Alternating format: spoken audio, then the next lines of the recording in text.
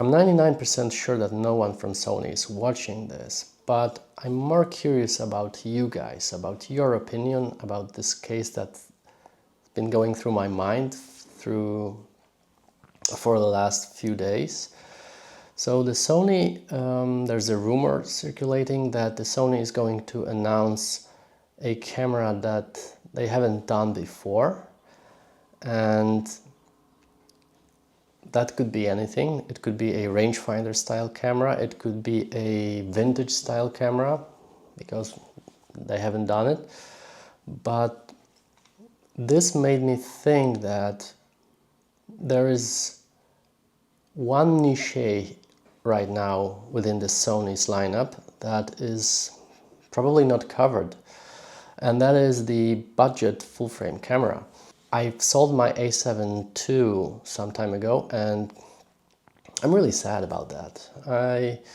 Because right now, after Sony discontinued the A7 II, there is actually no budget-friendly full-frame camera from Sony. Well, the competitors have it. You have the RP, you have the Nikon Z5, and the A7 II was a budget full frame that was actually pretty cool, because it had IBIS, it was very sturdy, and it was full frame. And right now Sony's only option is this A7 III, which is not exactly a budget everyday full frame, because it has two SD slots, it's got IBIS, it's got a very bulky body, more than the A7 II, which is not exactly a camera for a beginner user or for, let's say, holiday photography. I think Sony should make something to fill this gap, to fill this niche right now in its lineup, because I have a lot of Sony E-mount lenses and I would love to use them on vacation, but I don't want to carry my A7C or A7 III. I would love to have something smaller, like an budget-friendly A7C, which I think could be done, because Sony has done it before. They've released cameras like ZV-1, and then they made ZV-1F in the same body, but they just, you know, put different lens and they scrapped some of the things. So I thought, why not with the full frame? I mean, they have the A7C body, they have the ZV-E1 body, which is even smaller. They could just put something from basically from Sony A7C and, you know, cut on something. I don't need two SD slots. I would like to have a compact full-frame camera that is just, you know, that has the new color profile at least, and it's possible to take it for vacation, and, you know, not to be too cautious about it.